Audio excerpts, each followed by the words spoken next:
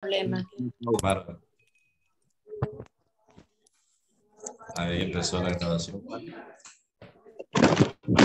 poner a todos en silencio. ¿Todos son profesionales o hay estudiantes? Profesional. Ah, perfecto. Estudiante, doctora. Muy bien. Profesional. Perfecto, bienvenidos todos.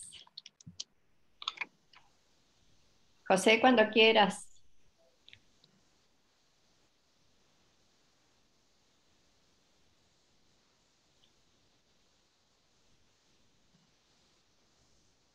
Aprovecho para saludar. Hola Silvia, ¿cómo estás? Hola, doctora, ¿cómo le va? ¿Cómo ¿Cómo estás? anda?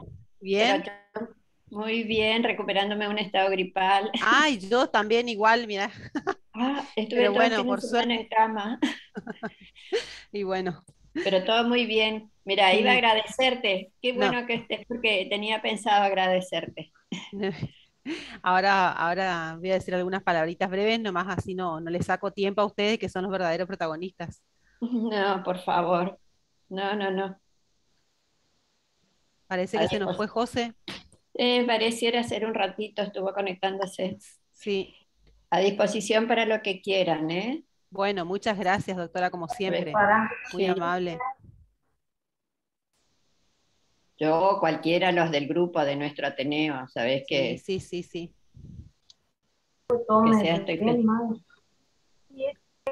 sea, por lo que resta este año no organizar más nada, pues la gente ya está muy cansada, pero para inicio del año que viene Sí, sí, ya seguro. tenemos pensados cosas, así que les voy a informar a ustedes. Buenísimo, doctora, Para como que... siempre. Vamos a difundir la actividad. Bueno, Ahí ¿les está parece José. Muy que bien, comencemos? muy Sí, bien. José, yo estoy en condiciones.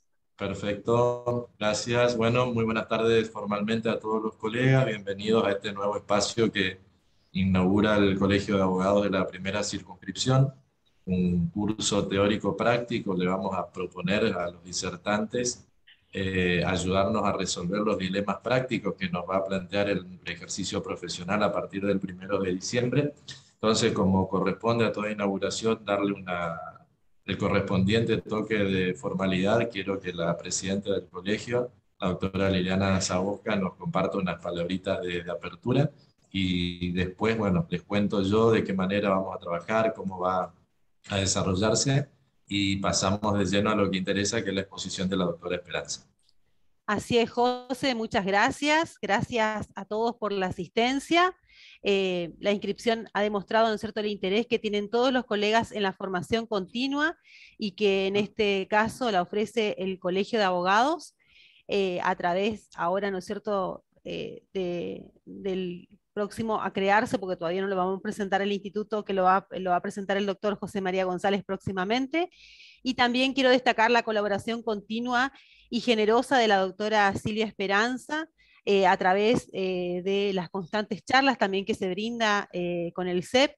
Y también quiero decirles que es una de las tantas formaciones que tenemos en carpeta con el Colegio de Abogados. También vamos a llevar adelante una capacitación con el Ministerio de Justicia y Derechos Humanos de la provincia de Corrientes.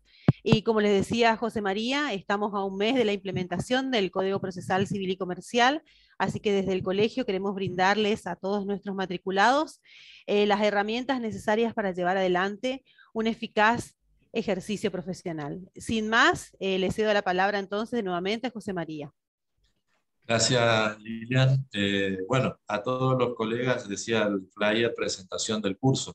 Muy sintéticamente, ¿qué intenta hacer este espacio?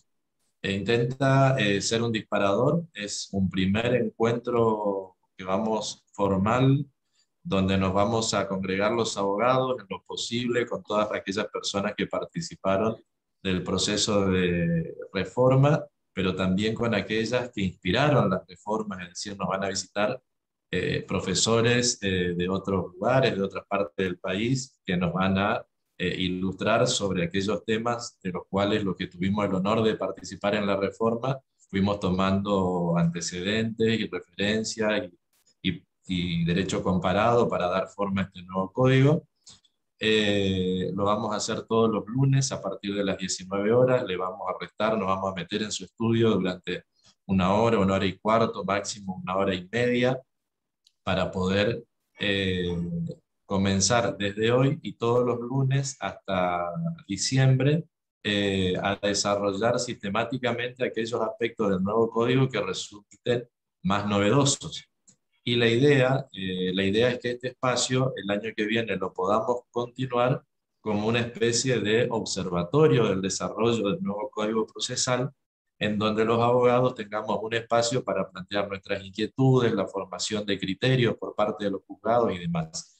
Desde la idea que propusimos al colegio para implementar, y creo que comparte Lilian y la gente de la comisión, la idea es que los abogados litigantes, porque somos todos abogados, los litigantes participemos activamente de la generación de una nueva cultura procesal con una intervención activa, protagónica, concienzuda, basada en un profundo estudio de lo que va a ser el nuevo proceso civil y comercial, y evitemos o tratemos de que la configuración del código en la práctica sea un sano equilibrio de los aportes de todos los actores del derecho, así como lo fue en su concepción. Ustedes saben que en la concepción participamos distintos organismos académicos, judiciales, gremiales, profesionales, y creemos que se dio lugar a un muy buen código procesal civil y comercial. Ahora lo importante es que esto se plasme en la práctica. Y en la práctica corremos el riesgo de que esto se plasme simplemente con lo que defina que es el nuevo código algún determinado sector del sistema judicial.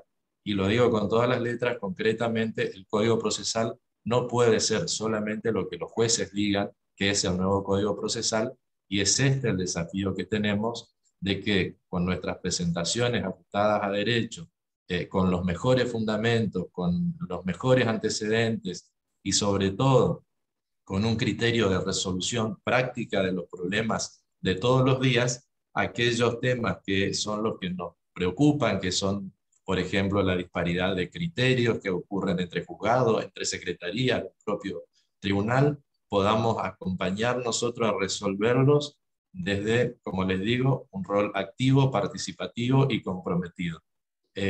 No deberíamos ser los abogados meros ejecutores de la práctica que se imponga del código procesal. Debemos ser protagonistas del resultado que se logre.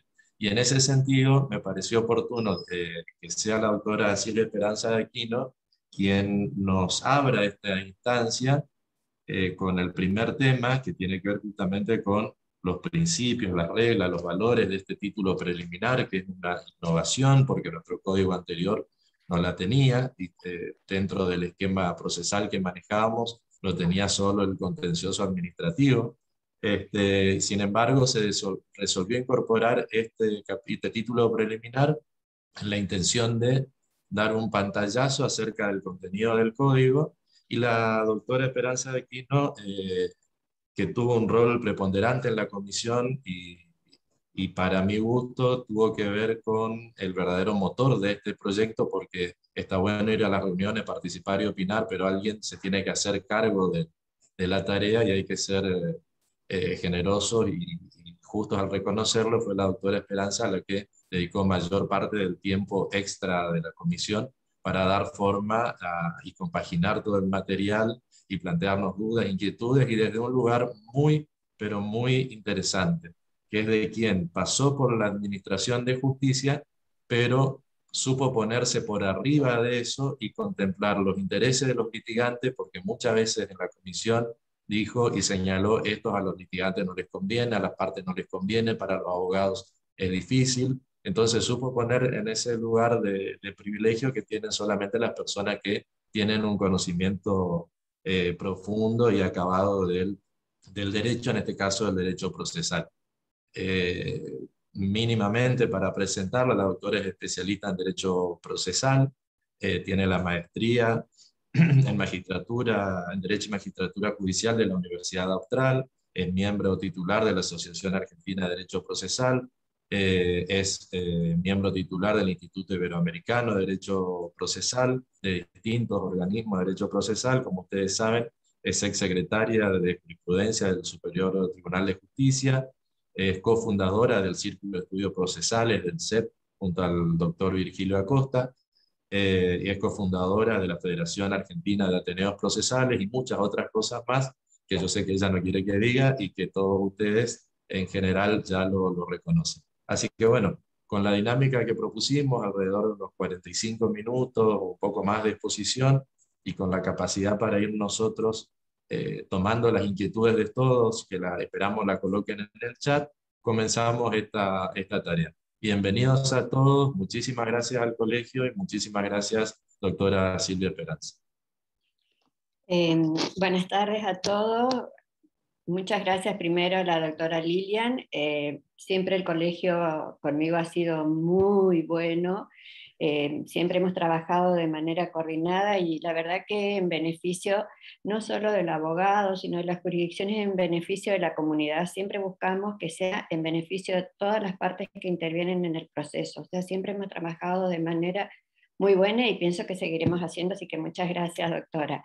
Y creo que el doctor González se excedió en las palabras con respecto a mí. Sí, hemos trabajado mucho en el código y espero que se vea reflejado en parte, un chiquitito, en lo que voy a hablar ahora. Pero sí hemos trabajado mucho y la verdad que el doctor ha sido un muy buen compañero de trabajo en ese sentido, a lo cual estoy muy agradecida también. No quiero dar más vueltas, sí, vamos directamente a lo que nos interesa, que es lo que él dijo, los principios, valores y sistemas que rigen el proceso. Pero yo antes de entrar en sí a ese tema particular, les tengo que hacer saber a ustedes sobre qué trabajamos para que puedan entender el porqué de todo lo que viene a partir de ahí. Nosotros trabajamos como fuente primordial, lo cual quiere decir que no era exclusiva, sino fuente primordial, el anteproyecto de Nación del año 2019, que a su vez ese anteproyecto tuvo como base el Código Procesal de Perú de 1993, de Colombia del 2012, de Costa Rica del 2013, el Código de Uruguay, no solo del año 98, sino la reforma del 2013, el Código General del Proceso de Brasil del 2015, el de Ecuador de 2015 también. Esto le hago mención para que ustedes tengan presente, fíjense, todos los códigos de la zona de Latinoamérica que tuvimos en cuenta. No es que los trasladamos, se tuvo en cuenta y se adaptó a la idiosincrasia nuestra. Y en lo que se refiere específicamente, aunque no es el tema que a mí me toca tratar en estos momentos, que es el de sobre principios, lo que se trabajó mucho con respecto al proceso por audiencia, se tomó como base el Código de Francia del 1981, el Código de la Ley de Enjuiciamiento Civil Española del 2000 y la reforma del 2011, el Código de Alemania, el CPO del 2005, el de Reino Unido del 209 y el Código General del Proceso del 2013. Todo esto lo digo porque después van a ver en cada uno de los artículos que voy a ir desarrollando, le voy a decir, esta es la fuente y ahí van a ver ustedes por qué la importancia de remarcarle esto en esta introducción. Bien, vayamos a lo que nos interesa, que es lo relativo a los principios. Si ustedes ven que en el siglo XIX los únicos códigos que tenían regulados los principios eran el Código Procesal de Jujuy y el Código Procesal de Santa Fe. Y a nivel de Latinoamérica era el Código de Perú, Brasil y Uruguay. Ningún otro código tenía regulado principios. Sin embargo, cuando se comenzó a transitar el siglo XX, la situación fue cambiando, se fue revirtiendo y varios ordenamientos provinciales tomaron los principios para regular. ¿Y cuáles son esas provincias que hoy tienen regulados los códigos procesales los principios? Chaco, el Código Procesal de la provincia de Mendoza, aunque no lo denomina principios, sino regla, pero son enuncia los que nosotros también tenemos, el Código de Tierra del Fuego, y aún, fíjense ustedes, el anteproyecto de la Comisión Asesora Técnica de Modificación del Código de Tierra del Fuego también incorporaba los principios. El Código de Modelo de Familia para la Ciudad Autónoma de Buenos Aires, el anteproyecto de Código Procesal Civil, anteproyecto general del proceso de Chubut, y el hoy Código Procesal de Familia, Niñez y Adolescencia que tiene la provincia a través de la Ley 6580. O sea, que no es una cosa que fue traída así de los pelos, que algo, ay, se nos ocurre, que está de moda, vamos a poner los principios, no. Los principios tienen que estar ubicados en el título preliminar y ¿por qué ahí y por qué debemos enunciarlo a los principios? Porque los principios, si quien maneja la filmina quiere empezar a poner la primer filmina, porque los principios, ¿qué es lo que hacen? Los principios nos van a dar a nosotros las directrices, las reglas, la otra filmina, la segunda, nos van a dar las directrices, las reglas para que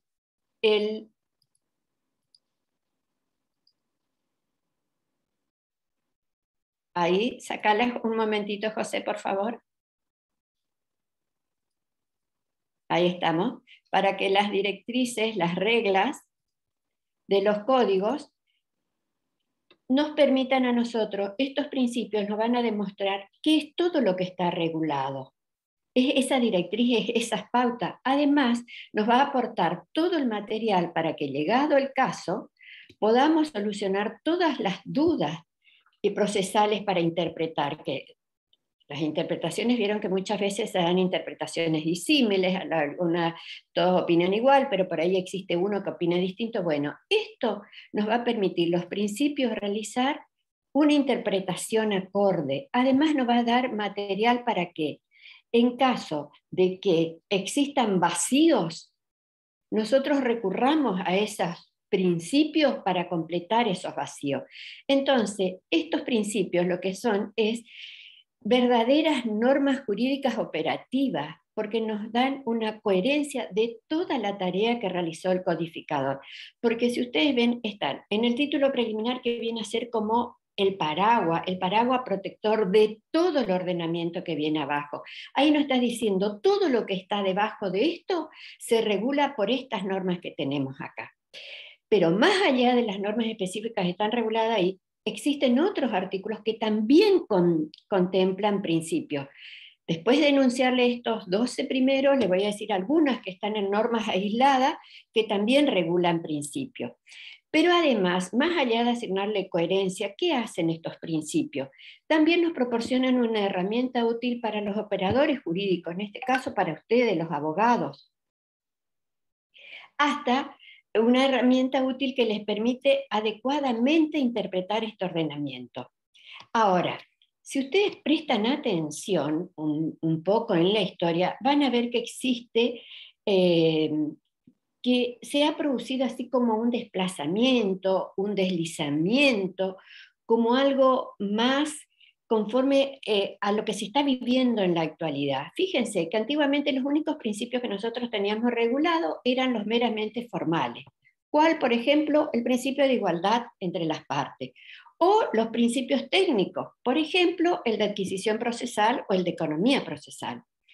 Hoy, sin embargo, y esto quiero recalcar porque acá sí está el foco primordial de uno de los grandes aspectos de este código, es que han aparecido principios procesales más preocupados a cuestiones axiológicas, vale decir que van en procura de la búsqueda de una resolución pendiente y que esa resolución pendiente sea justa.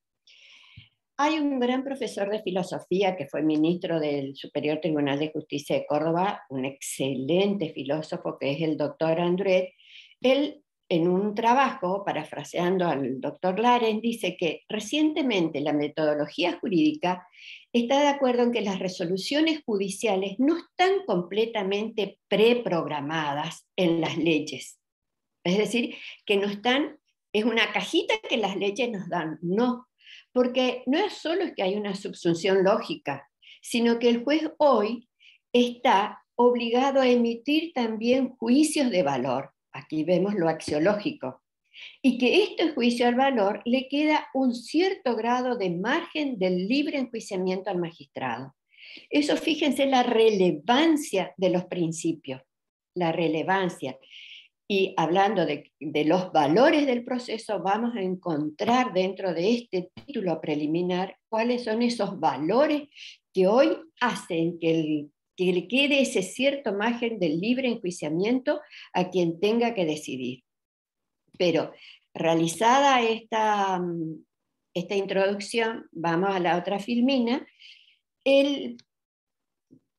Hay 12 artículos que hablan de los principios. Yo no me voy a detallar uno por uno, lo haremos después si ustedes necesitan, pero yo en este momento me voy a referir a 3 principios que a mí me parecen sumamente importantes. 3 principios que a mi criterio son los que me van a determinar lo más relevante que se hizo en la comisión. ¿Y cuáles son esos 3 principios?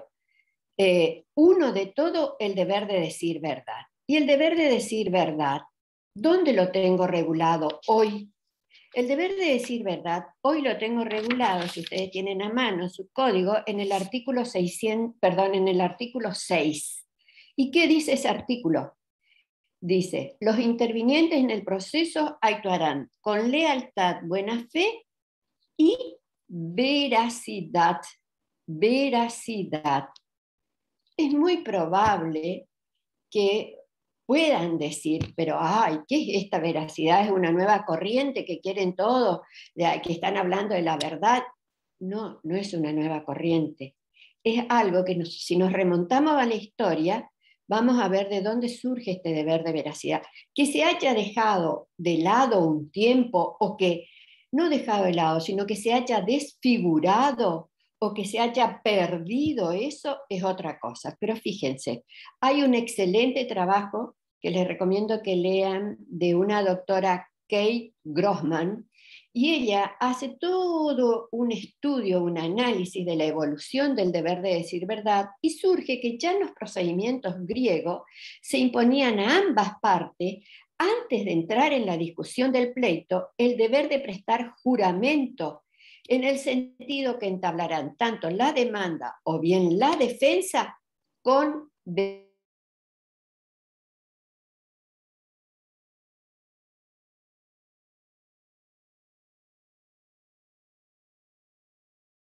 sino que a todo lo largo del procedimiento. Y es ahí que se produce el deber de veracidad. Esta misma autora nos señala que en los primeros tiempos también de la República Romana se consideraba la exploración de la verdad como el objeto fundamental del pleito, y que entre los recursos técnicos que había para llegar a explorar la verdad estaba el deber de decir verdad, y es allí donde descolla, despunta, surge este deber de decir verdad.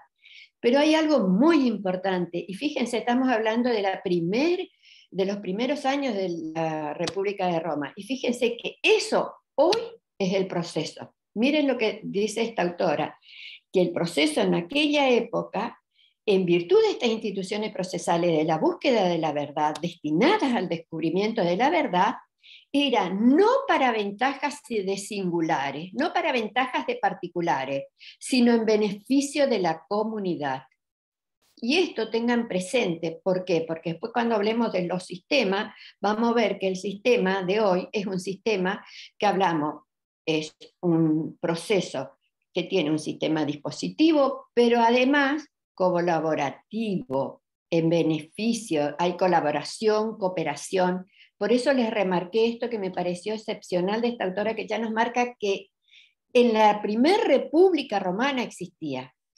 Sobre esta perspectiva de la búsqueda de la verdad, pero no en beneficio de los singulares, sino en beneficio de la comunidad, toma también el CPO alemán, que es el Ordenamiento Procesal Civil Alemán. ¿Y qué dicen ellos?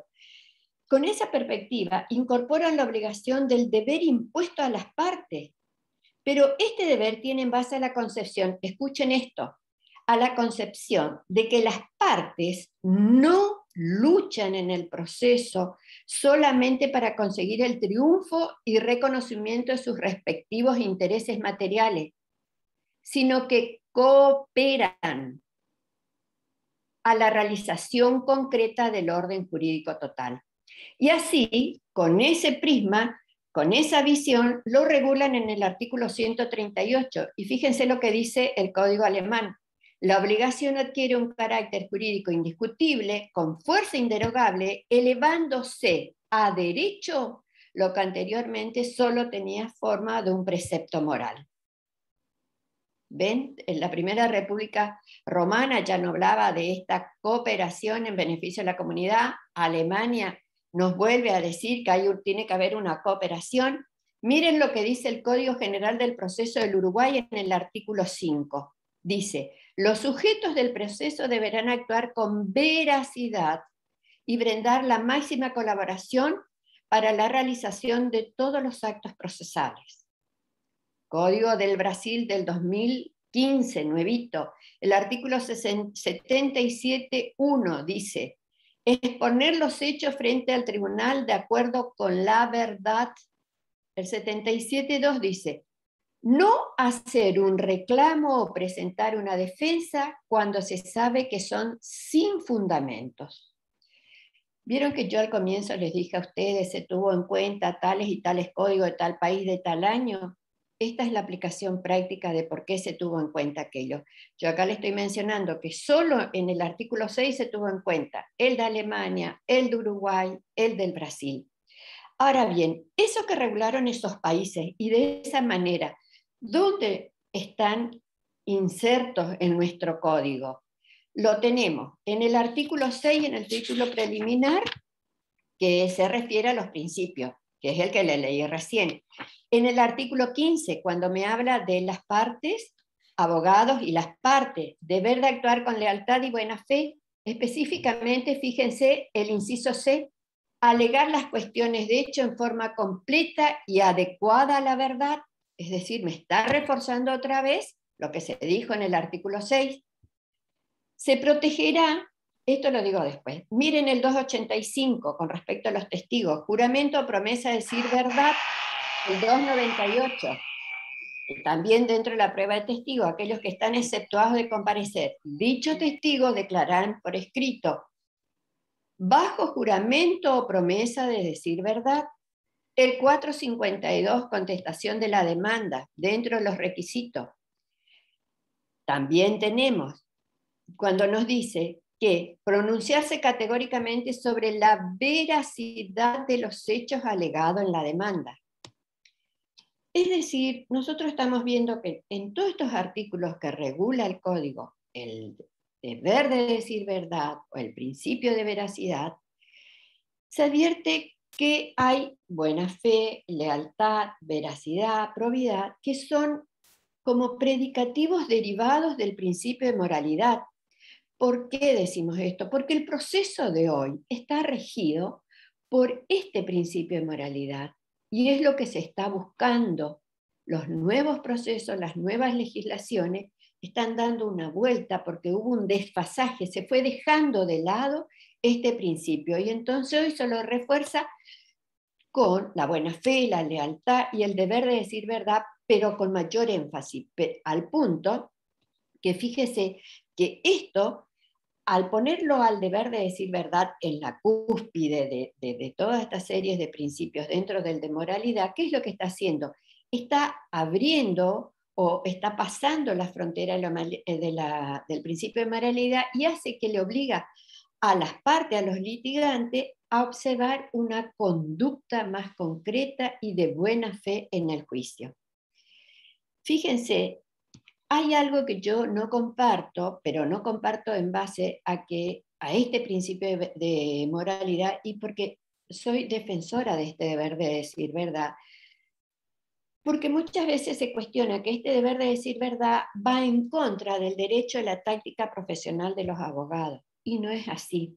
Esta misma doctora Grossman, que hoy le comentaba al comienzo, que es la que hacía un poco de historia sobre el deber de decir verdad, ella dice que salta a la vista que en el pleito se llamaba el pleito de duelo entre los litigantes, pero que eso no significaba que tenía que ser un duelo de cualquier manera. Y hacía un parangón con un ejemplo que me parece sumamente práctico. Ella decía que aún en la lucha,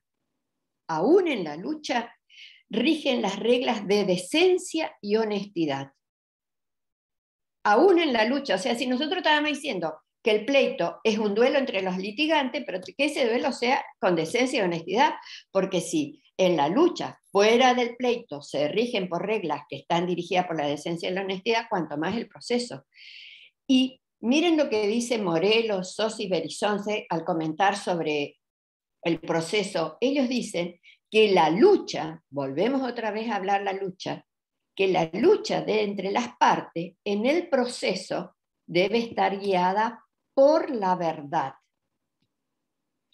Debemos tener presente que el proceso de hoy, como les dije anteriormente, ya no es netamente adversarial, es más bien colaborativo, cooperativo.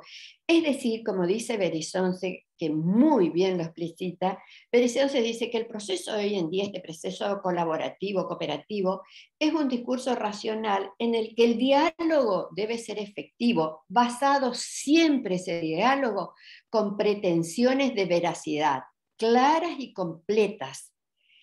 Y bajo esta forma que Berizonce concibe el proceso, que concebimos todo, donde debe imperar la buena fe y donde se pueda ejercer la libertad de un modo más adecuado, es que el proceso de este código, el proceso que contempla la ley 6556, está sobre la base de la responsabilidad individual con trascendencia hacia la sociedad. Pero hay algo que yo me voy a volver un poquito hacia atrás porque es lo que a ustedes les interesa como abogado, y es remarcarle que la verdad que nos interesa en el proceso no se trata, y esto necesito que presten atención por favor los abogados, no se trata de las creencias personales de cada parte, sino que cuando éstas procuran por acción u omisión ir contra lo que se sabe que es cierto. Reitero, la verdad que nos interesa no se trata de la verdad de creencias personales de cada parte, sino cuando esas creencias personales, ya sea por acción u omisión, van en contra de lo que se sabe que es cierto. De esta manera, la conducta que se reprocha por faltar a la verdad ocurriría si, a sabiendas de la verdad, la oculta, la disimula, la niega u omite para obtener una decisión favorable. Repito, la conducta que es reprochable en base a este deber de decir verdad es la que ocurre si a sabiendas de la verdad la oculta, la disimula, la niega u omite para obtener una decisión favorable. Y bajo este prisma, o bajo esta mirada, bajo esta lupa, como hoy se dice en clave a esto, el abogado que inicia una acción sobre supuestos fácticos que no cuentan con respaldo suficiente en los elementos de juicio que él dispone, repito, el abogado que inicia una acción sobre supuestos fácticos que no cuentan con respaldo suficiente en los elementos de juicio que dispone, no cumple su deber de no faltar a la verdad frente al tribunal. Y hoy, en corriente, es un imperativo legal. Fíjense lo que dice el artículo 15 infine. El artículo 15 infine le dice: la violación de cualquiera de los deberes establecidos en este artículo constituirá un indicio en contra de la parte que omita colaborar y será considerado al dictar sentencia o resolver una incidencia. Por otra parte, en el proceso, el deber de decir verdad no exige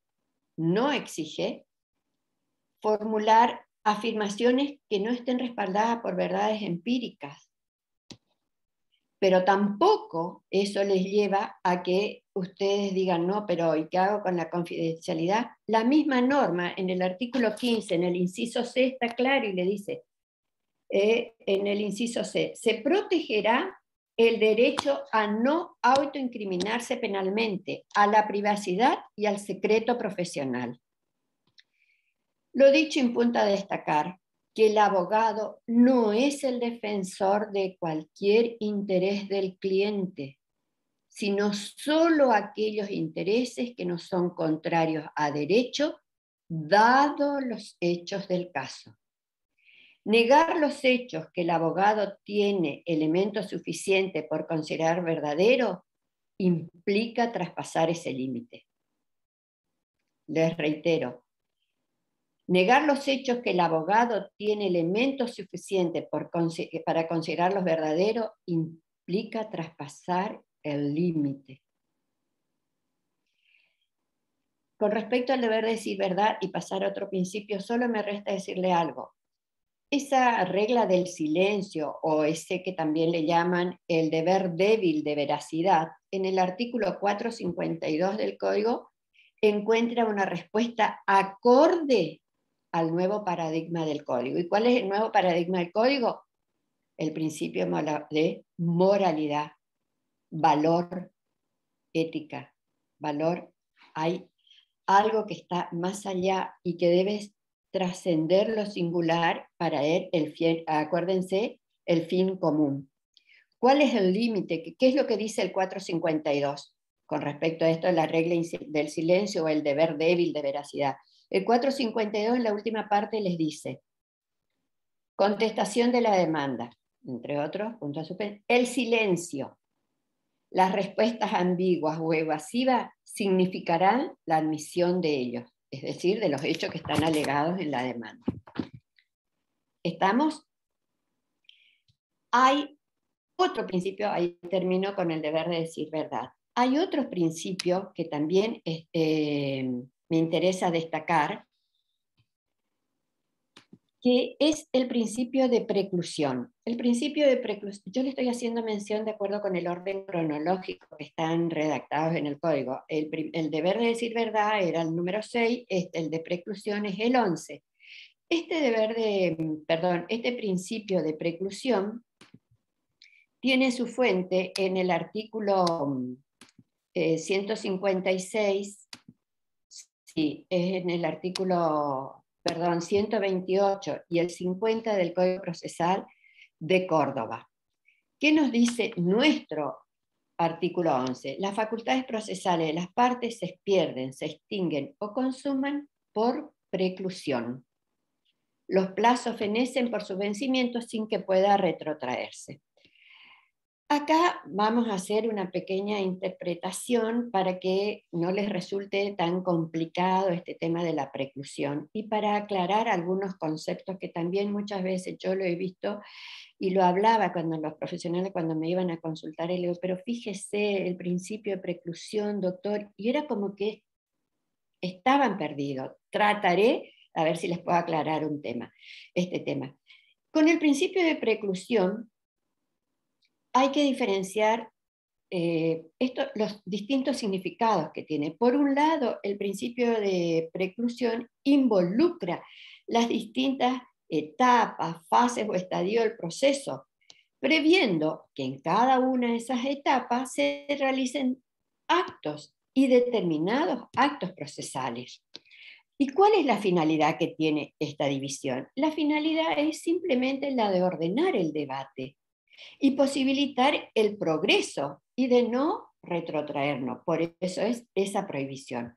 Por otro lado, el principio de preclusión, ¿qué es lo que hace?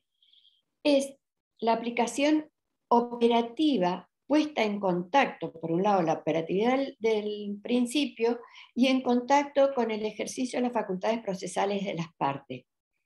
Y en ese marco se comprueban que existen categorías de preclusión. Así, por ejemplo, van a tener por un lado la preclusión por no ejercicio oportuno de una facultad procesal.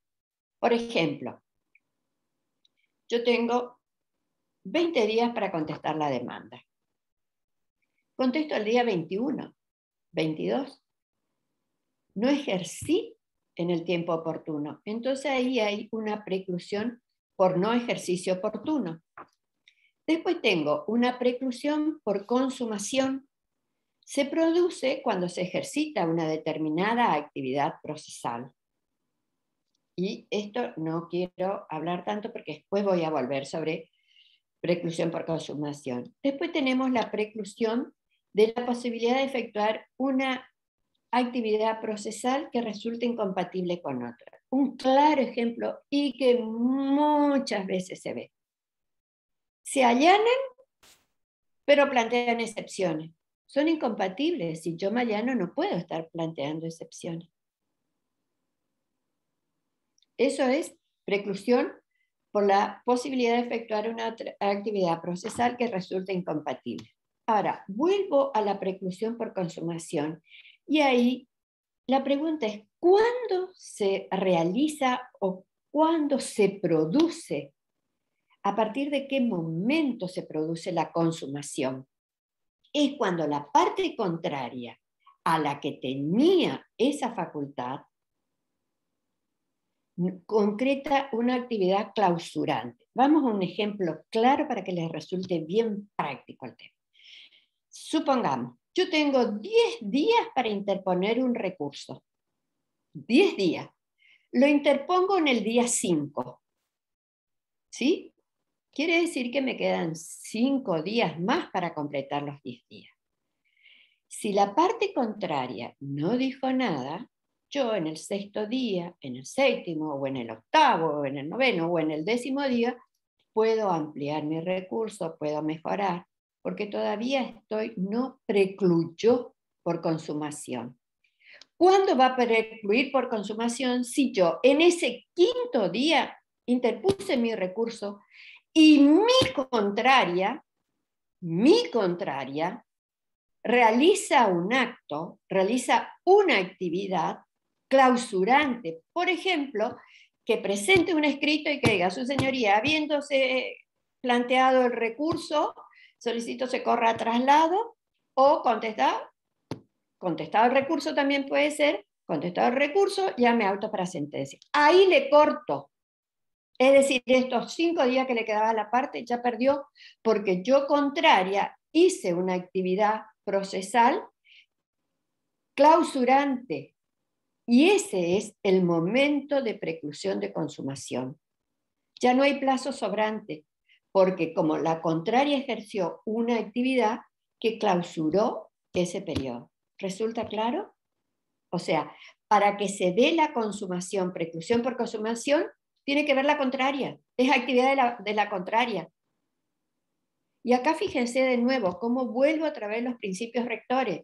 Si nosotros estamos hablando que el proceso debe tener un plazo razonable, fíjense, si tenía 10 días, contestó al 5º día, yo parte contraria y quiero en un plazo razonable, presento un escrito y digo, y clausuro, realizo una actividad clausurante, hago una preclusión por consumación y así estoy cooperando con el proceso. ¿Ven cómo es una aplicación práctica de estos principios en algo que todos los días hacen los profesionales? Hasta la misma jurisdicción también hace. Yo le estoy hablando de que la parte interpone un recurso, en un 5º día le sobró día, y este sobra día les hago jugar con el plazo razonable. ¿Por qué? Porque si me sobró día y yo ya no tengo más nada y quiero rápida decisión, pues actuemos. Clausuro. Es una actividad clausurante. Y acá hay algo que también hace que la preclusión por consumación me permita a mí ordenar ese debate judicial y evitar repeticiones y retrocesos. Porque hay una errónea visión que únicamente puede ser invocada cuando no se ha ejercido en tiempo oportuno, y no, porque yo tengo la consumación por imposibilidad, que es en el caso me allano y no puedo plantear excepciones, o por consumación. O sea, tengo estas 3 clases de preclusión que deben usarlas, deben tener conocimiento, deben saber que existen. Y que algo muy fundamental y muy importante, que no está en la preclusión por consumación, no está comprometido el orden público procesal. Entonces la jurisdicción no puede hacer nada, solo depende de las partes. Y ahí es donde funciona principio de colaboración, plazo razonable, donde el deber de colaborar con el proceso, moralidad. hay algo más. Acá también, y de manera indirecta, ¿se acuerdan que hoy yo les dije a ustedes, hay un principio que no está enunciado dentro de estos 12 artículos, pero que sí está vigente en el código? Y ese principio que no está mencionado en estos 12, pero sí está presente, es el subprincipio de economía, que es el subprincipio de máximo rendimiento. ¿Y qué es este subprincipio? El de máximo rendimiento es sacarle provecho, sacarle, en una expresión poco didáctica, poco académica y poco profesional, es sacarle el jugo a lo que tengo. Y un ejemplo claro, nosotros lo tenemos de este principio de máximo rendimiento con la prueba trasladada, que está regulada en el artículo 231. ¿Qué es ese principio de máximo rendimiento que yo les decía? Y después vuelvo a la preclusión para aplicar este principio. Es el principio de máximo rendimiento y su aplicación en la prueba trasladada. Es la prueba dada en otro proceso donde se respetó el principio de bilateralidad, el principio de defensa en juicio, y me sirve para este nuevo proceso. Entonces hago una presentación y pido que aquella prueba sea traída a esto, y me evito todo el tiempo, todo ese desgaste que tengo para producir la prueba. Máximo rendimiento, deber de colaboración, obtener una sentencia en plazo razonable, actuar de buena fe, actuar con veracidad, porque si yo sé que eso está, le digo, traigo esa prueba. Y este principio de máximo rendimiento, ¿por qué lo traigo a colación con el de consumación? Porque también existe de ese máximo rendimiento del tiempo que tiene que estar alerta a la parte contraria y hacer la actividad que clausura ese periodo que la parte tenía. Si era para interponer el recurso y lo hizo antes que fenezca el plazo, ahí intervengo. Máximo rendimiento de los plazos. ¿Está? Eso es principio de preclusión. Vamos al otro principio que me parece sumamente importante para ustedes que lo tengan. Ahí, doctor, si podemos pasar a la otra filmina. Perdón.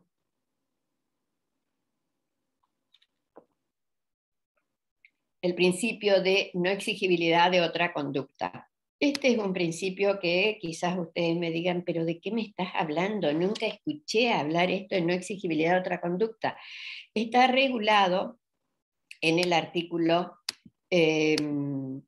12, si es el último artículo de los principios, ahí está regulado el principio de no exigibilidad de otra conducta. Y para que ustedes digan, ustedes de los de la comisión están totalmente, cuando regularon esto, les cuento que este principio estaba ya regulado en el anteproyecto de nación, que nosotros lo habíamos tomado como fuente primordial. También estaba regulado este principio en el proyecto de reforma al Código Procesal de Tierra del Fuego, por la Comisión Asesora Técnica, que los grandes procesalistas argentinos integraron esa comisión, y también está regulado en el proyecto de código hoy que tiene estado parlamentario en la provincia de Santa Fe.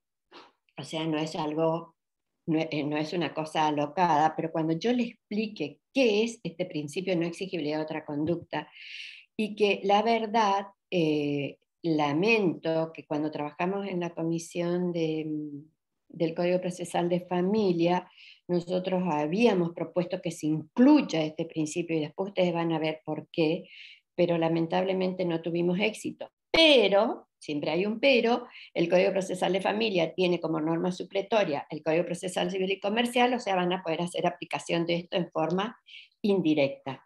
Pero, ¿qué es el principio de no exigibilidad de otra conducta?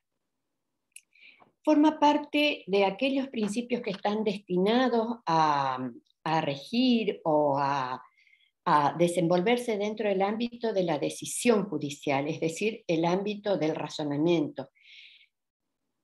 Porque existe como una especial y determinada valoración de la conducta procesal o preprocesal. Y presten atención a esto, conducta preprocesal. Yo ahora les voy a dar un ejemplo para que ustedes vean y van a decir, esto lo conozco, pero no sabía que tenía este nombre. Todos los días nos pasan las cosas con este principio de no exigibilidad de otra conducta.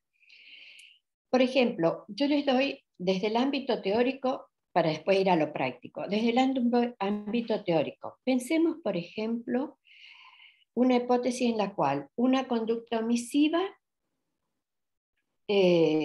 una conducta procesal omisiva no posee efectos procesales adversos para el autor de la omisión. ¿Sí? Esa conducta representa después, en el momento de la decisión judicial, en el momento del razonamiento, va a haber una dispensa.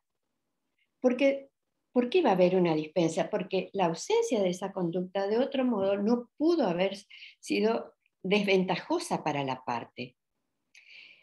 Este principio de no exigibilidad de otra conducta, ¿qué es lo que hace? Le está legitimando una conducta legítima a un proceder distinto del que debía haberse dado y no se dio. Se necesitaba que haga esta actividad y no la hizo. Veamos ahora.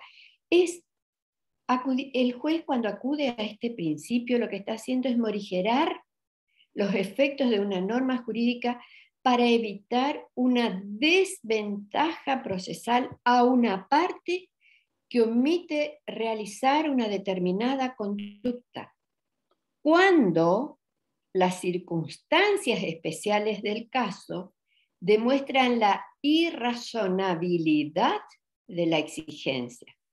Les vuelvo a repetir. Evita las desventajas procesales para una parte omisa, o sea, para la parte que no realizó, a realizar determinada conducta cuando las circunstancias especiales del caso demuestran la irrazonabilidad de la exigencia legal. Podemos decir, todo esto todavía yo le estoy dando la teoría para que después vayamos a los casos prácticos y lo van a ver, lo van a entender perfectamente. Es decir, que hay una norma que está concebida para regir las generalidades de los casos. Pero por una circunstancia que se encuentra desbordada por la fuerza de los hechos, le imponen al juez una mirada morigeradora, no solo al juez, sino al que va a aplicar esa norma. Entonces nosotros podemos decir que el principio de no exigibilidad no exigibilidad es un principio flexibilizador de los efectos de una norma jurídica. Fíjense, graben esto. Es un principio flexibilizador de los efectos de una norma jurídica, la cual está prevista para la generalidad, puede adolecer de cierta rigidez e injusticia en determinados casos concretos. Es decir, que ante la imposibilidad o extrema dificultad para cumplir con una conducta procesal debida, se justifica su omisión o el reemplazo por otra. Ahora ustedes me pueden decir, bueno, pero dame más razones, a ver, dame más fuerza para poder comprender este principio de no exigibilidad de otra conducta. Y le doy dos razones de orden constitucional. La primera, el principio de razonabilidad,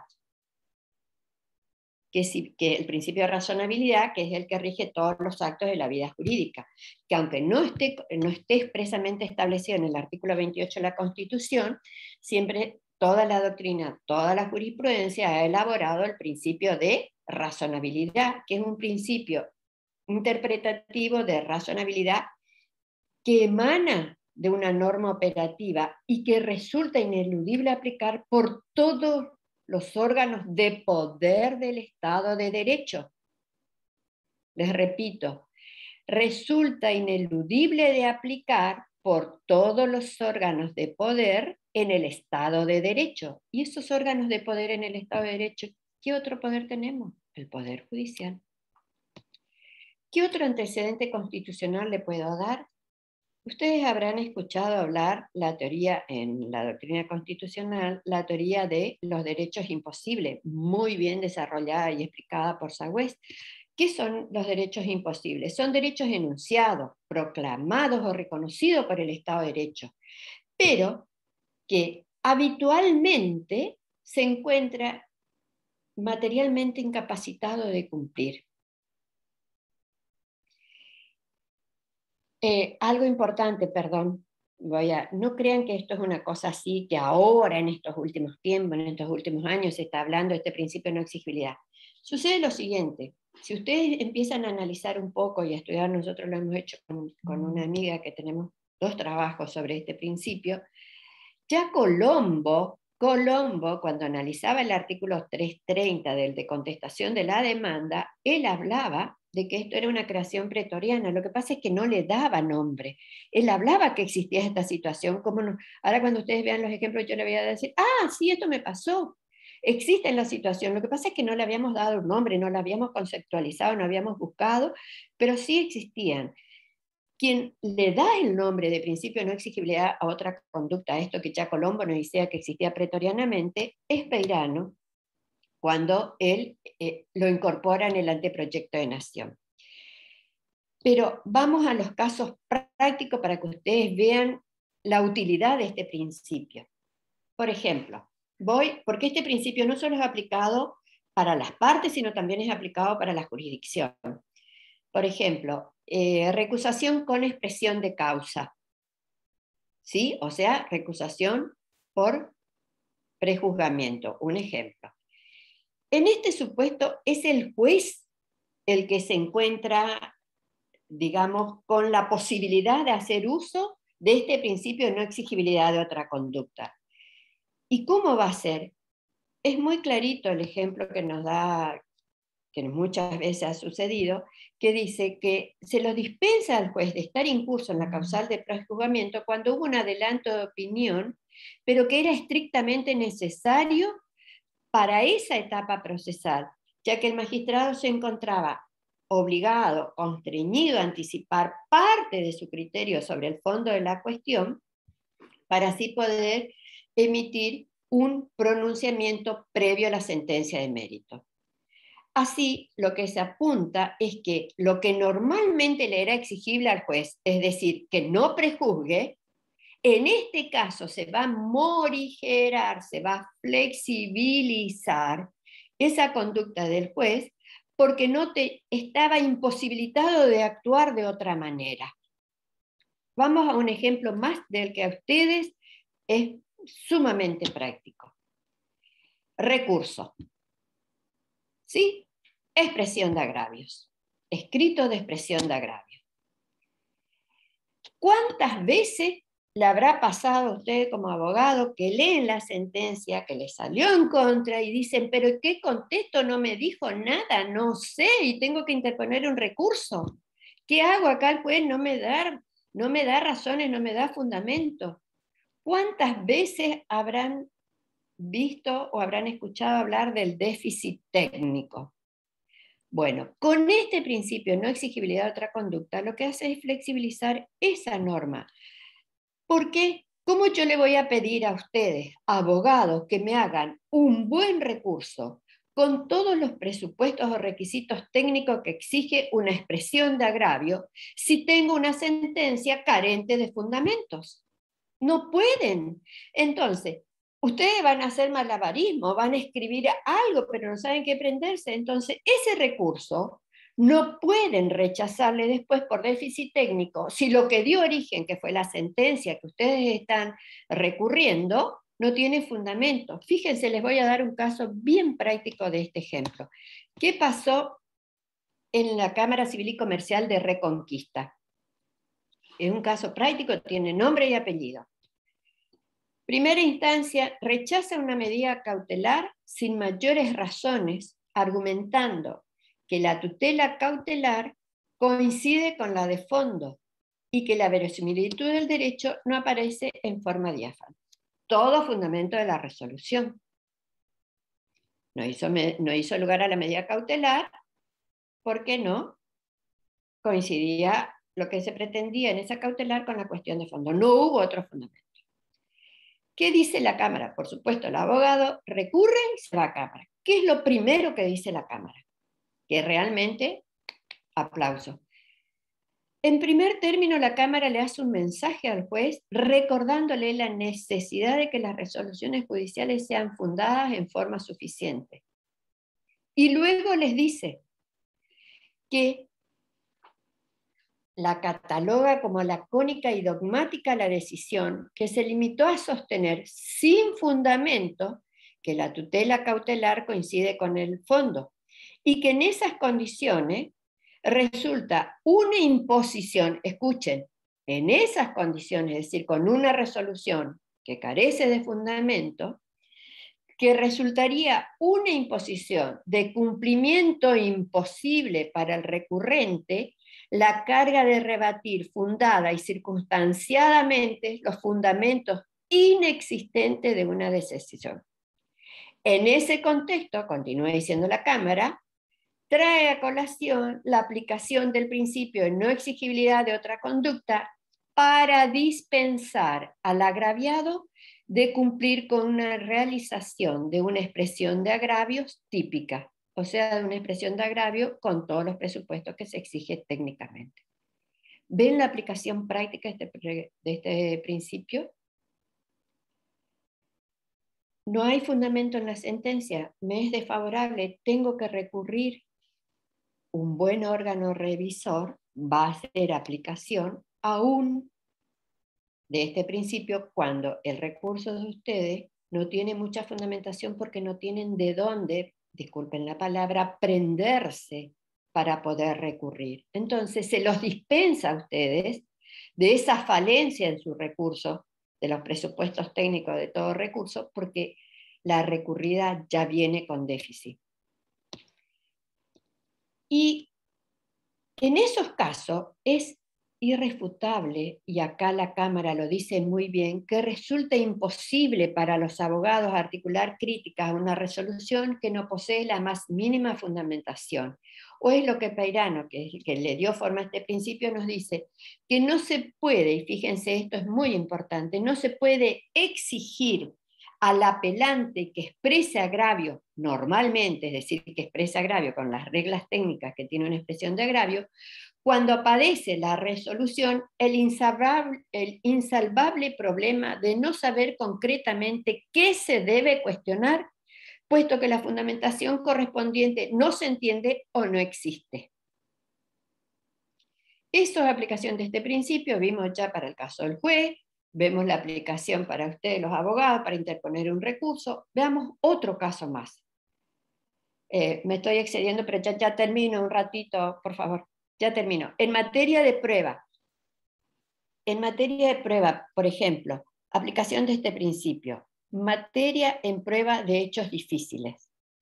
Vamos a un ejemplo sumamente práctico. Supongamos una asociación civil que tiene los documentos, su documentación original, sus actas originales, sus balances originales, todo lo que sea original, en un edificio que se incendia. ¿Se pierde toda la documentación? ¿Es razonable exigirle a esa parte una prueba sobre esos elementos que estaban ahí, esos originales que estaban ahí?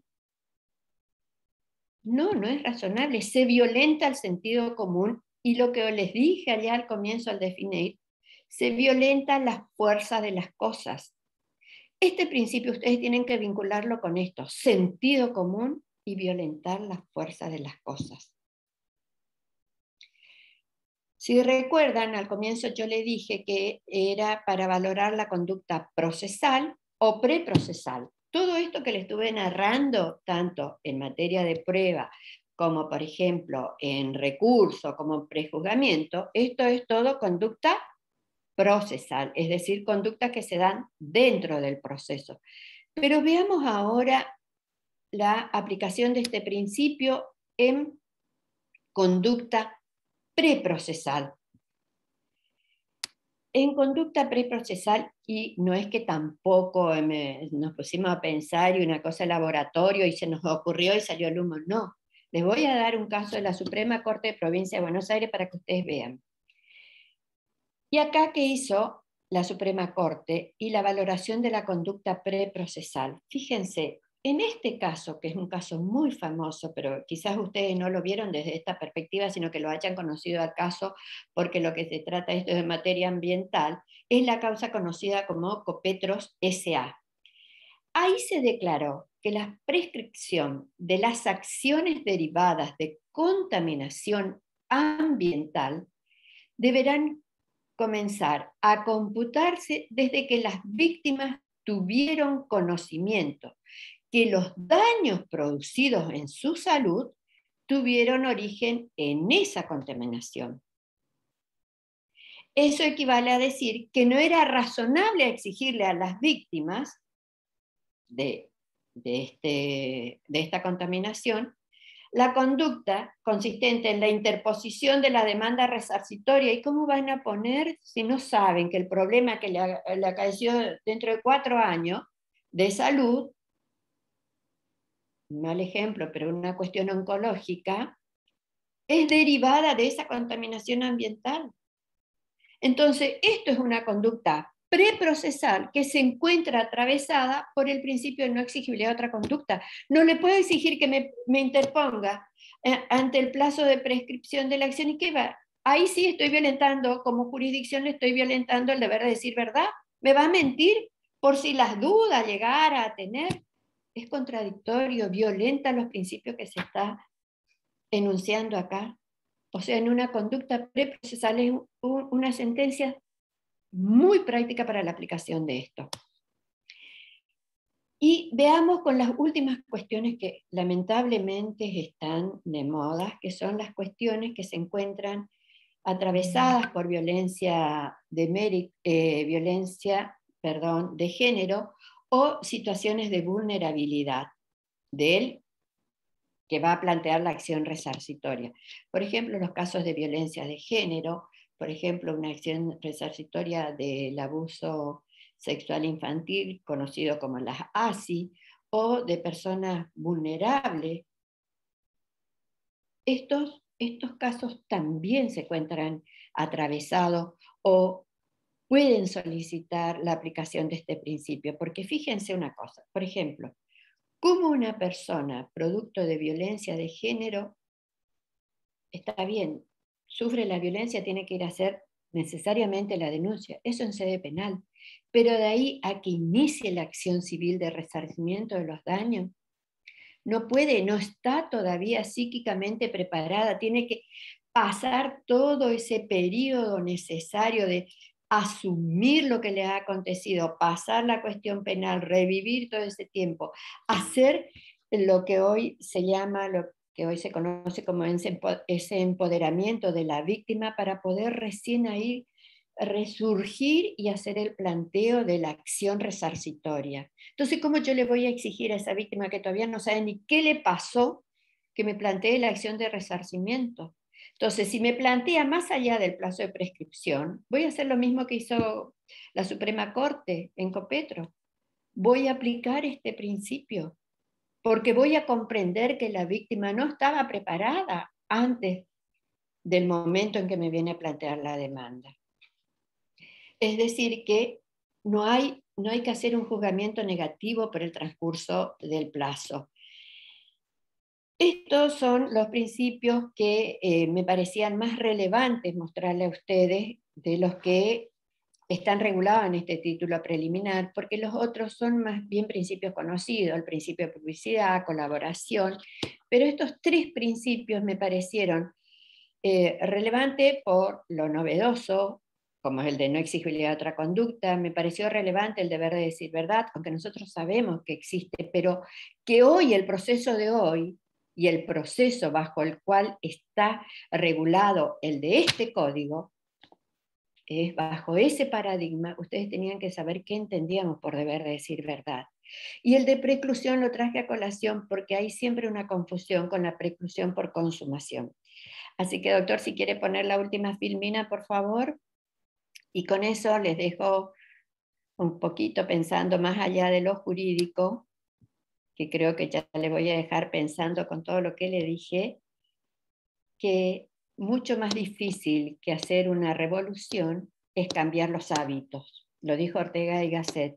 Y con este nuevo código, con el nuevo cambio de paradigma que tiene, vamos a tener que cambiar los hábitos. Nos va a resultar difícil, pero vamos a salir adelante. Yo tengo mucha fe que vamos a poder todos, porque es por el bien de la sociedad correntina. Muchas gracias y espero haber sido de utilidad.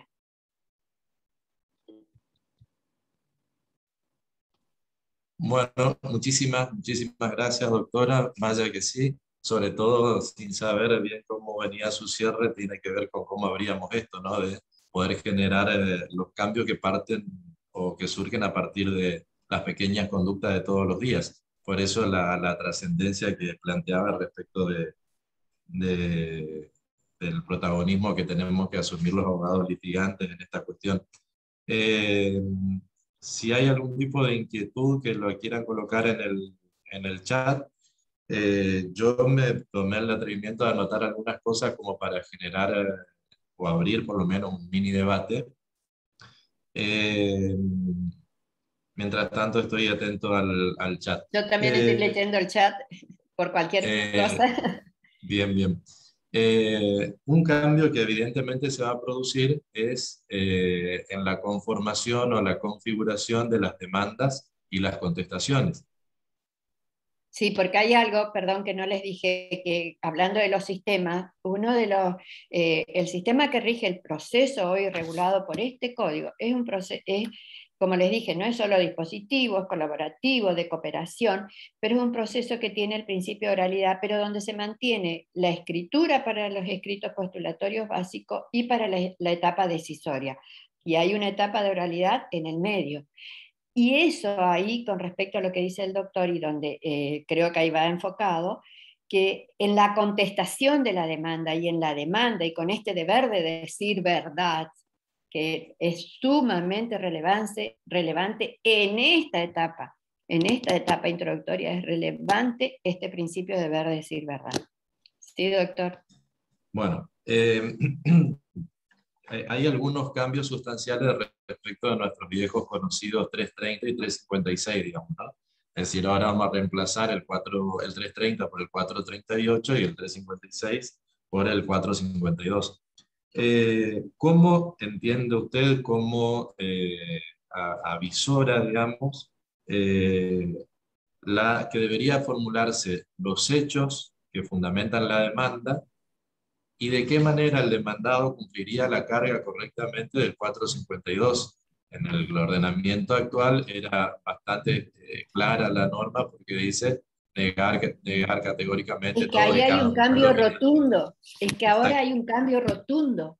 Ya no, Ahí apunté. fíjense, ahora eso hay que, por eso le puse eso de Ortega y Gasset, hay que cambiar esos hábitos, eso de negar todo, no existe más.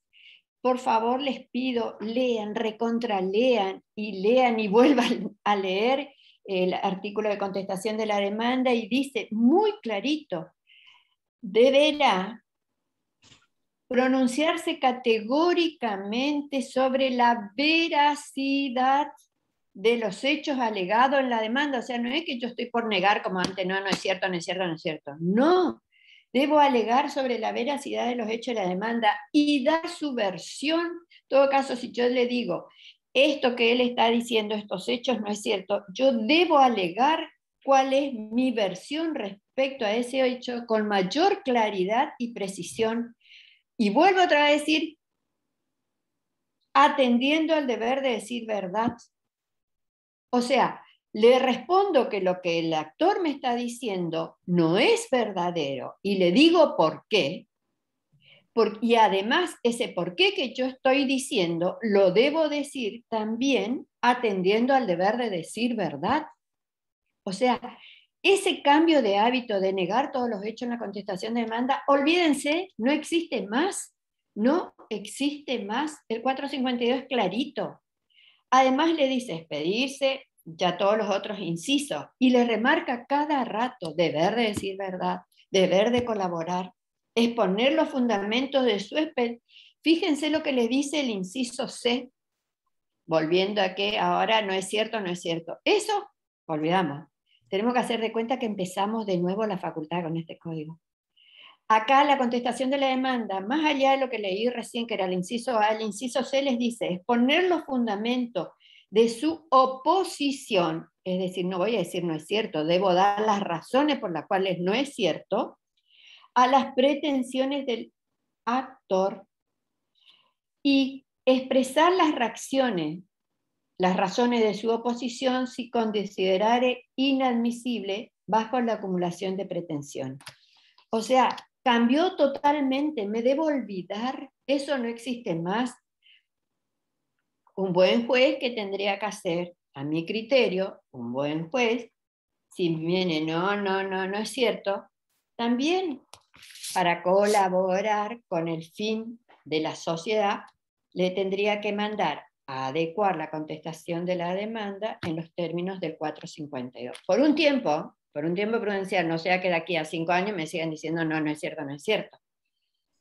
Pero eso, olvidarse, no existe más. El 452 es clarito. Si yo digo que algo no es cierto, debo decir cuál es la razón de por qué eso no es cierto, cuál es la razón de por qué me opongo. Pero estas razones debe estar siempre atendiendo al principio del deber de decir verdad. ¿Era eso, doctor? Sí, a eso apuntaba, pero ahora les llevo también la inquietud respecto de la demanda, porque la La carga demanda procesal para también. la demanda es muy clara en cuanto a que tiene que tener un contenido de garantía para la defensa de la parte contraria, concretamente el Exacto, inciso D. exacto. Es lo mismo, es exactamente lo mismo. El inciso D, Claro, cuando dice que se deberán exponer los hechos en que se funde, explicados de forma claramente, ordenada, hasta ahí sí. es parecido al anterior, y le agrega, frente a algunas demandas que leemos muchas veces que no tienen ni pie ni cabeza en su construcción fáctica, le agrega que sea en forma ordenada y Ordenada. además le establece la finalidad con el objeto de facilitar su admisión o Su negación admisión, por sí. la parte Ah, contraria. es que eso es lo que les quiero decir. Tienen que olvidarse el proceso que tenemos hasta el 30 de noviembre. No existe más una demanda de ese tipo, no existe más. Y además, recuerden lo que yo les dije con respecto al deber de decir verdad. ¿Cuál es la verdad que se pide en el proceso? ¿Cuál es esa verdad? Que ya no es, yo lo digo por decir, no, tengo que, los hechos que yo estoy alegando, debo tener un suficiente respaldo empírico, ya no más de decir esto, total, después tengo tiempo. No, eso, olvídense, eso desapareció. Acuérdense lo que les dije, negar los hechos, que el abogado tiene elementos suficientes para considerarlo verdadero, implica traspasar el límite del deber de decir verdad. Y que el abogado no es el defensor de cualquier interés, recuerden eso, sino solo de aquellos intereses que no son contrarios al derecho, dado los hechos del caso. Eso tienen que tener presente. Eso tienen que tener presente. Demanda y contestación de la demanda cuando van a... Si el 1 de diciembre tienen que presentar una demanda, por favor, lean antes, relean, lean y relean. Cambió, el paradigma es otro totalmente distinto. Y fíjense las consecuencias que tiene el deber de decir verdad. Actúa como un indicio en el momento de la resolución. Doctora, el no decir verdad, para que lo entendamos claramente, ¿sería asimilable a lo que sería hoy la malicia procesal? Y andaría por ahí. No Y tan, eso. pero andaría. Es un límite. Yo creo que este deber de decir verdad es más fuerte aún, porque me compele a todo el desarrollo de mi conducta durante el proceso. Todo el tiempo tengo que estar ahí. Le podría decir que es un primo hermano de la malicia procesal. Bueno, queda definitivamente zanjada entonces el conflicto de verdad real, verdad formal, respecto de cuál es el fin del proceso. El fin del proceso es explorar la verdad, y para explorar la verdad tengo, como decía Grossman en esta investigación que hizo, tengo recursos técnicos. ¿Y cuál es el recurso técnico? El deber de decir verdad. Y el deber de decir verdad me van a surgir de todos los elementos que tengo. Excelente. A ver, alguna inquietud por privado que me esté pasando. Para el caso de, ya pasamos A ver, profe, sí, perdón. a ver en ese tema, para que me quede claro cómo ¿Sí? estamos tan estudiados. ¿Y la litis se traba en? Esa sería la pregunta. Porque la ¿Cómo? litis la traba cuando una parte decía su verdad y la otra parte decía la verdad del hecho. En este caso, Es que siempre, es que acá van a decir las verdades lo mismo, y va a quedar trabada la litis. Lo que pasa es que acá la forma de decir verdad es la que siempre tuvo que haber sido, y no simplemente esa la de negar los hechos por negarlos, sin tener los elementos suficientes para hacerlo. ¿A eso se refiere? Ay, que no lo veo, no sé qué toqué, que no lo veo. Sí, sí, o sea, sí, porque o sea, la litis se trababa, según tengo entendido, cuando encontramos el conflicto, sí, el conflicto de Pero es que acá sexo. también va a haber conflicto, porque fíjese que en el 452 le dice pronunciarse categóricamente sobre los hechos alegados en la demanda y dar su versión respecto a esos hechos con la mayor claridad y precisión, atendiendo el deber de decir verdad. Ahí, si él me dice una verdad, me muestra los fundamentos, la otra parte me dice, no es cierto porque yo tengo estas pruebas, me dice esto, ahí queda trabada la litis, ahí hay un conflicto sobre la base de la verdad, que después en la audiencia preliminar se van a ver las pruebas y se va a saber cómo. Iba a agregar eso, me parece que este análisis se completa luego con el análisis de la audiencia preliminar y sobre todo con las facultades de establecer acuerdos procesales donde podamos en la audiencia preliminar acordar, no vamos a discutir la dinámica del accidente, vamos a discutir la cuantía de los daños, digamos, ¿no? O la Y acuérdense responsabilidad. que esos acuerdos procesales también hoy los tenemos regulados en el código. Si mal no recuerdo, creo que es el artículo 14, el que me habla de los acuerdos procesales, o 14. Sí, el 14, acuerdos procesales, está expresamente establecido. O sea, hoy ustedes pueden, y hay algo más que yo no sé si se dieron cuenta que tienen, que es esa etapa, ay, no me acuerdo el número, que tienen como una etapa de conciliación previa, que pueden llegar a un acuerdo entre ustedes y después presentarle al juez antes de la audiencia preliminar. Eso también está permitido hoy, no me estoy acordando el número, pero está bien clarito esa etapa, si me acuerdo, donde los abogados se pueden poner de acuerdo, hacer una conciliación en ese momento,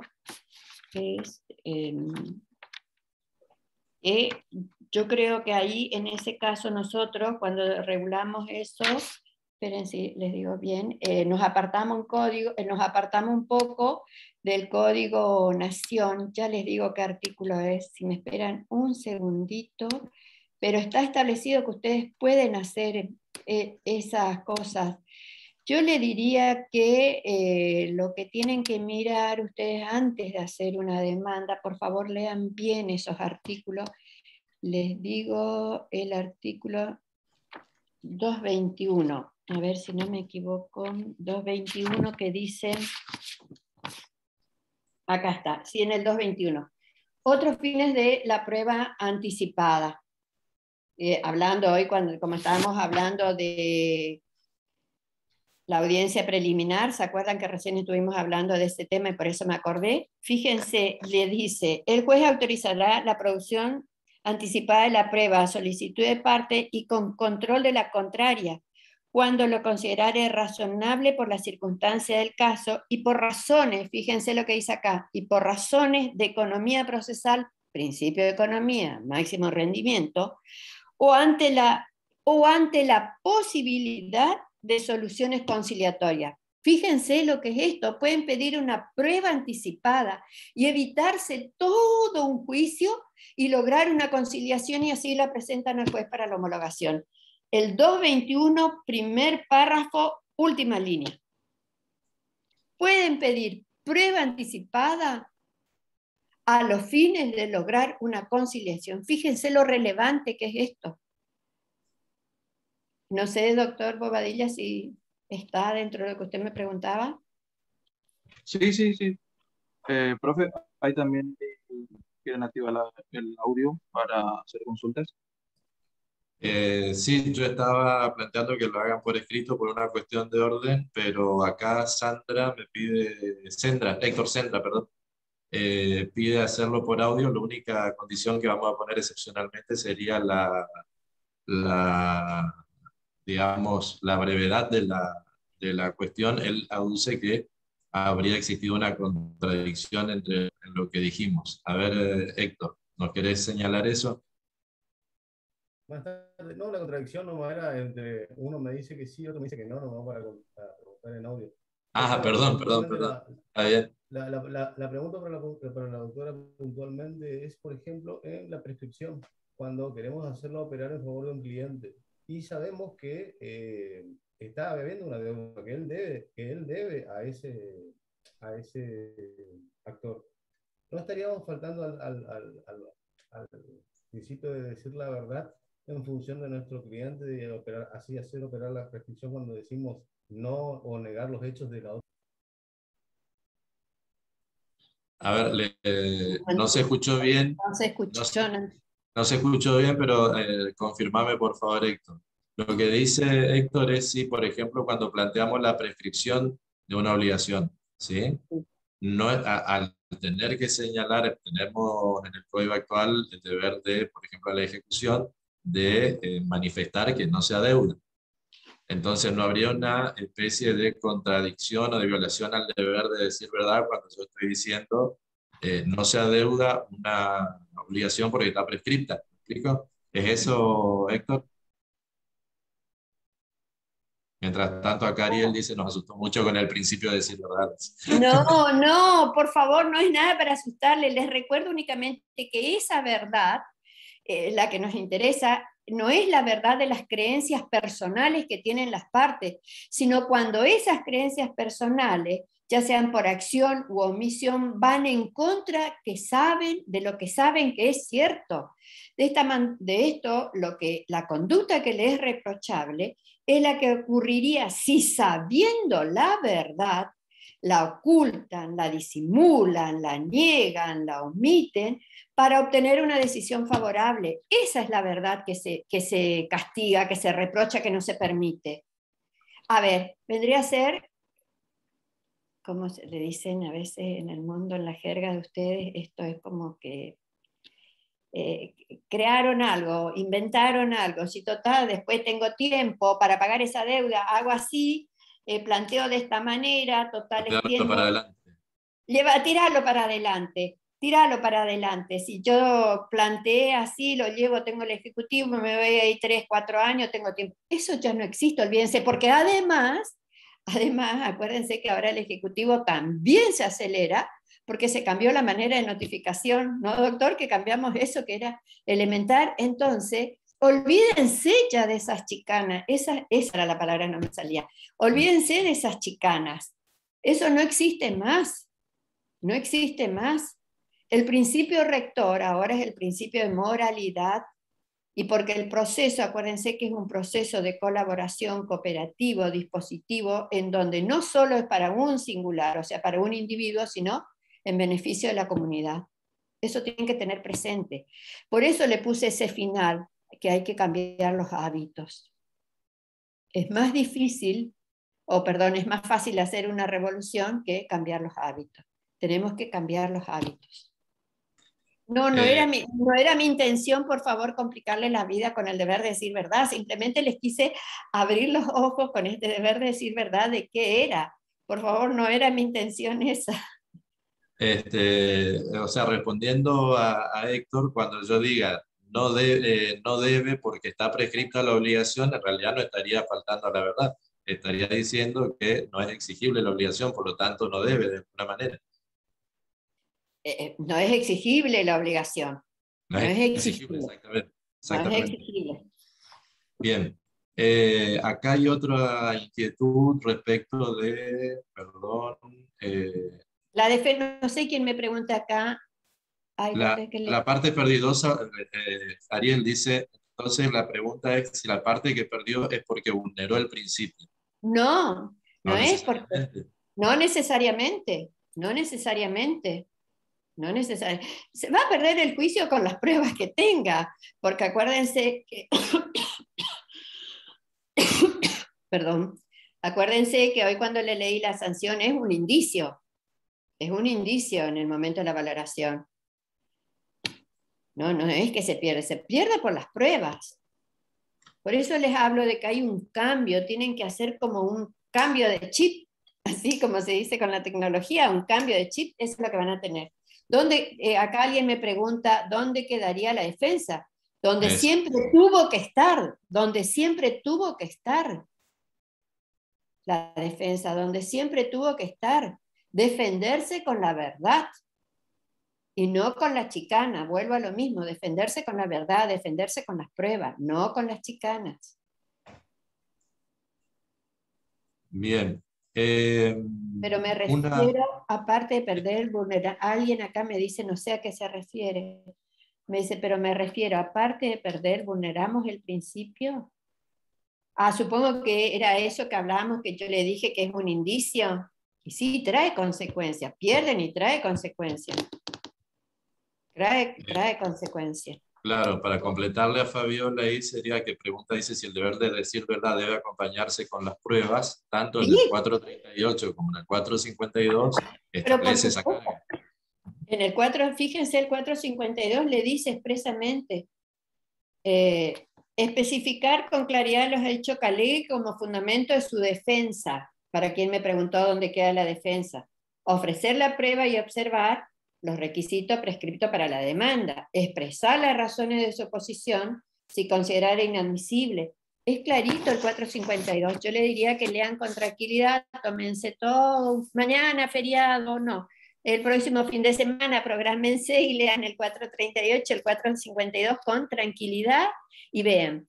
Y les digo también, el 221, la prueba anticipada con fines de conciliación, eso lean, porque van a ver, yo me pongo en el lugar de ustedes, van a ganar plata rápidamente porque van a terminar el juicio lo antes posible, terminan el juicio antes, que le da posibilidad de tener otro, porque lo concilian y pidiendo una prueba anticipada. Lean el 221, que me parece que no se dieron cuenta porque no he escuchado que hayan hablado sobre ese artículo, y es muy importante el 221. Lo mismo que hay otro artículo que yo les recomiendo que lean, porque tampoco escuché mucho que hayan hablado, que es en la parte... José, viste ahí en la parte cuando hablábamos de los deberes del juez, en la exposición del caso, que el juez debe oír a las partes en la exposición del caso, no me acuerdo bien el número, está en la audiencia preliminar, era eso. Ese número. Ese artículo les recomiendo que lean porque se van a tener que preparar para eso, y yo no he escuchado que estén profundizando ese tema. Es el... audiencia, ¿qué artículo que tenemos las audiencias? ¿Qué número? Acá está, a ver, en el 438 en adelante. Ya les digo cuál es el artículo que acá está. En el 463, inciso C, les recomiendo que lean con tranquilidad también, porque no he escuchado que nadie hable de esto, y es sumamente importante para ustedes. En la audiencia preliminar, el juez tiene el deber de oír la exposición sucinta del caso que harán los letrados de las partes actora y demandada en ese orden durante un lapso no superior a 10 minutos sobre las pretensiones y defensas deducidas. Presten atención a ese artículo. Es tema para una de las clases que debemos realizarla con Gustavo Calviño. Ah, buenísimo, buenísimo. El doctor Calviño es uno de los autores del anteproyecto que fue fuente principal nuestra del anteproyecto Nación. Excelente, José, porque yo creo que ese inciso está perdido, no se han dado cuenta todavía de lo relevante que es los abogados. Si lo va a tratar él, acá hay una referencia recurrente respecto de las diligencias preliminares, como que se estuvieran tomando con criterio restrictivo. La verdad que lo que yo conozco de la práctica es que los juzgados son bastante abiertos a admitir las diligencias preliminares. Por ahí dan alguna vuelta pidiendo requisitos adicionales y demás, pero de alguna manera es una práctica que ya está instalada, el hecho de pedir la pericia, por ejemplo, en el accidente de tránsito, previa a avanzar con el juicio, de manera de si la pericia, con el resultado de la pericia, fijar una audiencia de conciliación y tratar de obtener un acuerdo, digamos. Esta es una práctica que con el código actual ya está en vigencia, digamos, ¿no? Pero bueno, es lo que refería la doctora sobre la audiencia. 463, inciso 3, me están diciendo ahí. Sí, es ese, el 463, inciso 3. Yo no he escuchado que nadie hable de eso y me parece sumamente importante. 463, inciso 3. ¿Y saben por qué? Porque está, y quizás no se han dado cuenta, porque está como un deber del juez. Quizás por Porque eso. está redactado pasivamente, digamos. Exacto. Le vamos a proponer entonces a Juan que una de las próximas actividades es inaugurar el Instituto de Litigación Oral, que trabajemos con ese tema. inauguración del Instituto de Porque Litigación. fíjense que eso todos ustedes van a tener que hacer, no es que si quiero o no quiero, no, todos. En la audiencia van a tener que saber exponer en 10 minutos, y en ese orden le dice muy claro. Primero el actor y luego el demandado, durante un lapso no superior a 10 minutos. O sea, van a tener que saber expresarse, van a tener que saber aplicar este principio de concentración para poder decir lo que quiero que el juez se entere en 10 minutos. Es muy importante, ¿eh?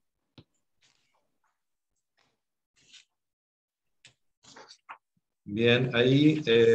Acá alguien pregunta sobre el principio de preclusión y de consumación. Dice, el plazo para presentar un recurso 10 días. Perfecto, presentó en el día 5º y la otra parte se entera luego pasados los 10 días. ¿No puede clausurar? No. La otra parte, si pasó los 10 días, ya terminó el periodo. Si quiere, sí, puede presentar un escrito y decir a la jurisdicción, si no hizo nada, de que ya la parte contestó y quedé por clausurado ese, pero no, ya está fenecido el plazo, o sea, no por intervención o no intervención, ahí ya feneció por el transcurso del tiempo, es distinto en ese caso.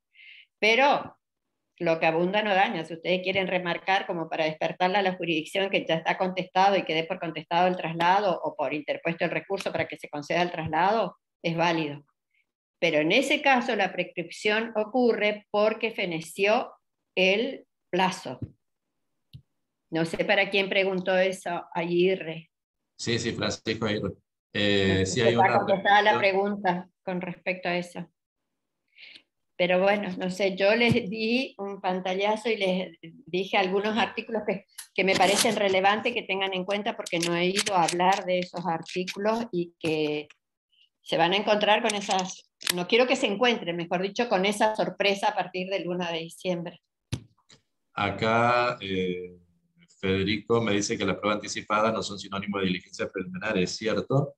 El código actual, si bien son especies dentro del mismo tipo de detenciones, digamos, y acá en el código nuevo ya no se habla solamente de producción anticipada de pruebas, sino también de prevención de la prueba. Con lo cual tiene una similitud en la prueba anticipada con la regulación actual, en el código actual de las diligencias preliminares, digamos. Una última... Perdón, José. Fíjense ustedes que en este caso la prueba anticipada tiene un fin muy importante, que es la conciliación.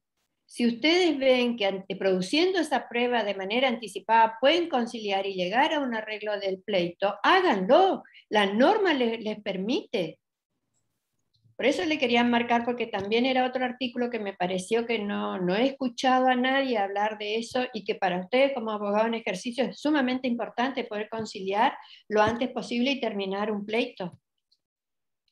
Acá, a propósito del 463, el doctor Reina Fe hace una pregunta que rompe la estructura del código, digamos, ¿no? Y él dice, en el alegato de apertura, en el inciso C del 463, eventualmente, y expuesta ya mi pretensión por la parte actora, quien iría primero, podré hacer observaciones sobre lo que ponga luego mi contraparte, como una excepción o incidencia. El código no lo prevé, pero esta es la parte que yo reclamo de intervención de los abogados en la construcción de una nueva cultura jurídica a partir del conocimiento del código y la fundamentación.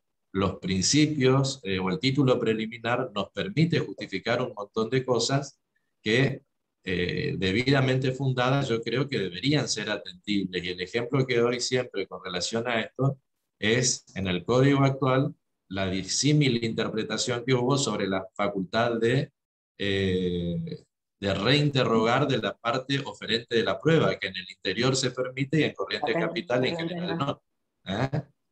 Ahora, esa cultura se construye, evidentemente que fueron más capaces los colegas del interior de construir esa posibilidad que nosotros en capital. Bueno, más o menos creo que están planteados, creo que no sé, doctora, se abrieron varias puertas para seguir analizando, esa es la idea. Sí. Si usted quiere algún minutito final como para decir algo. Acá están preguntando el 463, y eso es facultad del juez. Es facultad del juez, porque no es lo mismo plantear en una causa compleja que en una causa simple. Eso está regulado. Volvemos a lo mismo, lo que hoy hablábamos, la flexibilización de las normas rígidas. Eso es un principio que está también consagrado en el artículo, en los primeros artículos. El principio de adaptabilidad de las formas, que no lo adaptabilidad vimos hoy, de las formas. pero está expresamente previsto, entonces sería un ejemplo de, con ese fundamento, pedir una ampliación del plazo. Una ampliación del plazo. Rigidez.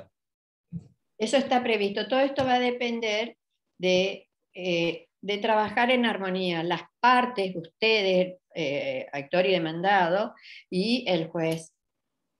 Volvemos, no son normas rígidas, está permitido la flexibilización, la adecuación.